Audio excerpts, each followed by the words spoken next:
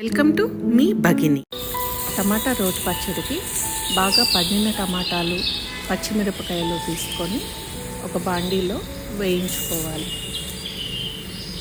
Oil ఏమీ వేయొద్దు. ఇప్పుడు మూత పెట్టి మగ్గనిస్తే అందుట్లో ఉన్న వాటర్ బయటకు వస్తుంది. ఇలా స్కిన్ విడిపోతుంది టమాటాలకి.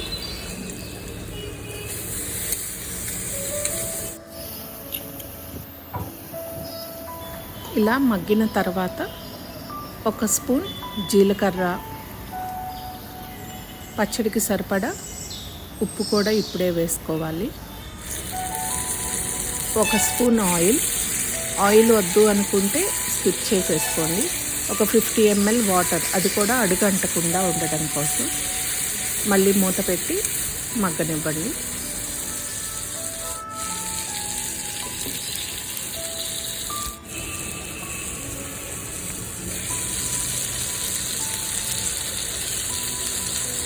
నాలుగైదు నిమిషాలకి టమాటాలు ఇలా మగ్గిపోతాయి.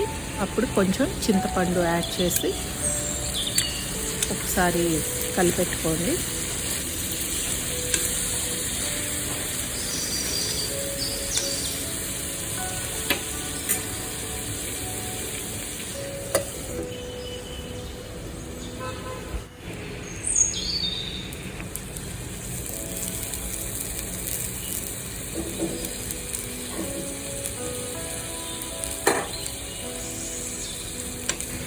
టమాటాలు బాగా వేగాయి. స్టవ్ ఆఫ్ చేసి చల్లబడేంత వరకు వెయిట్ చేయండి.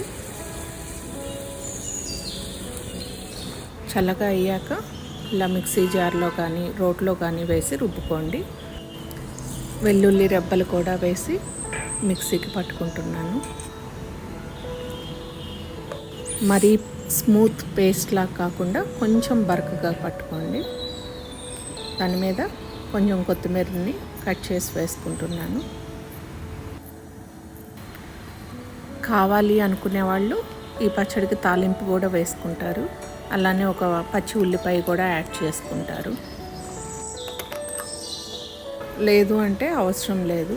నేనైతే ఇలానే వాడతాను. ఇంకా మళ్ళీ తాలింపు ఏమి వేయను. అంతే అండి, ఈజీ టమాటా పచ్చడి రెడీ. దీన్ని అన్నంలోకి, చపాతీ, ఇడ్లీ, దోశల్లోకి కూడా బాగుంటుంది. ఒకసారి ట్రై చేయండి. వేడివేడి అన్నంలోకి టమాటా పచ్చడి ఇలా నెయ్యి వేసుకొని తింటే చాలా బాగుంటుంది. Please subscribe, like, comment and share.